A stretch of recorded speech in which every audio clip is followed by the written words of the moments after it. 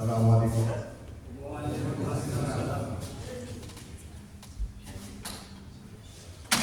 بسم الله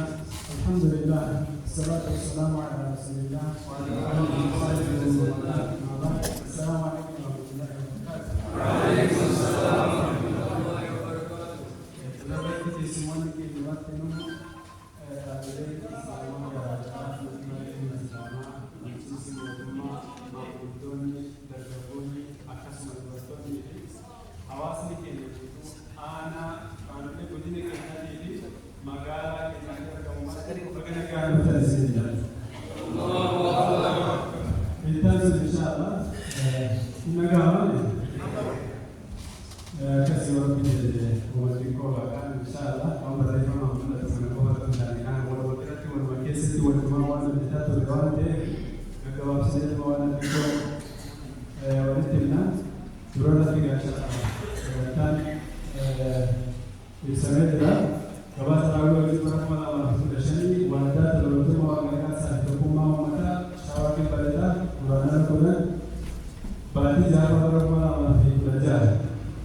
Aku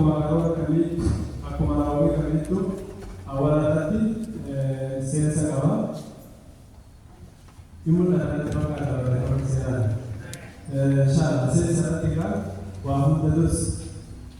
Bismillahirrahmanirrahim jechulan marawat ini nanti negara karena dan buat yang sudah jiran mana kisah gambar jalan ini sejauh kami kaiti amal berbagai semua sama beri kami itu Islam ma kisah modern akabar bacisu bukan sejarah fikir nanti Islam ada juga kalau ada betul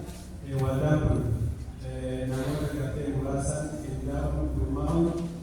waktu akan kau dari situ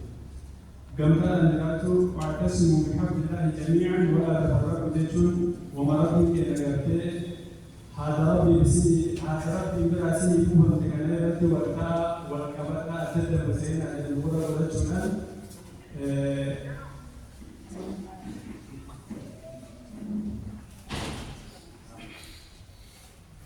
akasi insyaallah burak kananiga dan biyati nakosa kudala wato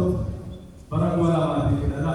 mereka berbau ada mandi itu agar tadi waktu ada itu yero boleh semua amma juru kerja era biyati tadi pertama mereka yang burak berjualan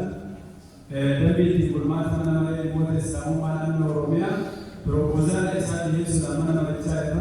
ayam agak masih rumah beracun darah kasar yang ada konsensa mulai ini kamu ini mau biji di sama dia jadi kemudian kita kisah hawa sendiri di negeri kalau ini karena timah